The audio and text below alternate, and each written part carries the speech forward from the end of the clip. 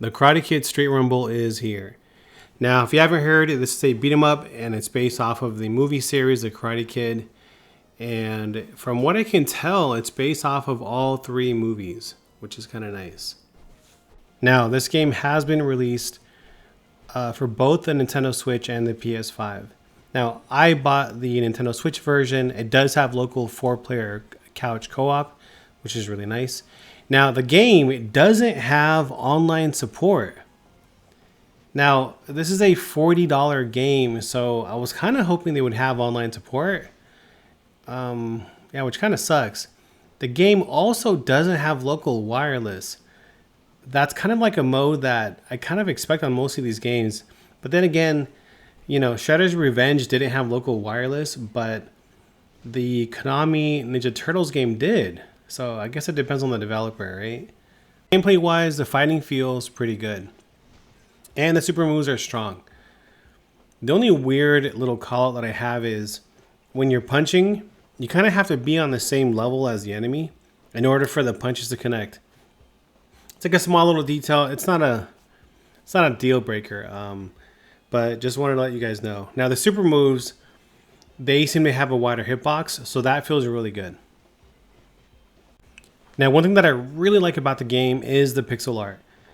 The colors pop and the animators look really good. So whoever worked on the pixel art, that entire direction, that team, good job, because it looks fantastic.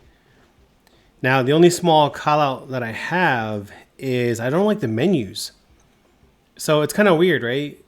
So the entire game is pixel art, but the menus are not. So it looks like, what's the word to describe it? It looks like clip art in a way. So it's kind of a mismatch. I don't know. Maybe I'm just being nitpicky, right? But it's just kind of weird. Like you're playing this pixel game, you finish the level, and then you see like non-pixelated menus. That's the only call out.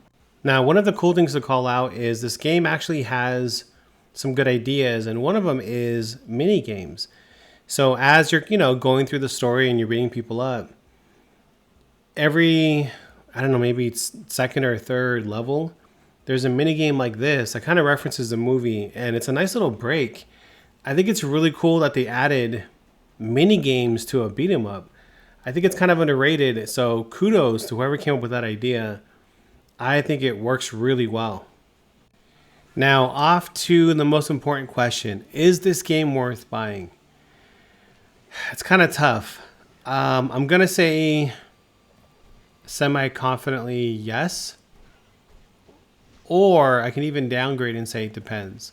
So look, I'm going to say if you like beat 'em ups, I'm going to say yes, go ahead and buy it. Like if you like what you see on the screen, you're going to like this game. You kind of know what you're getting yourself into, especially if you like other beat 'em ups.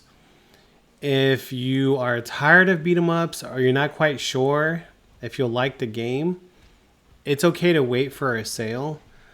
I wouldn't blame you either.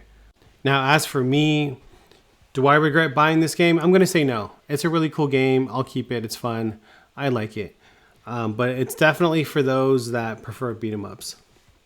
All right, with that being said, I'm going to let you enjoy some gameplay with some sound, and I will catch you on the next video.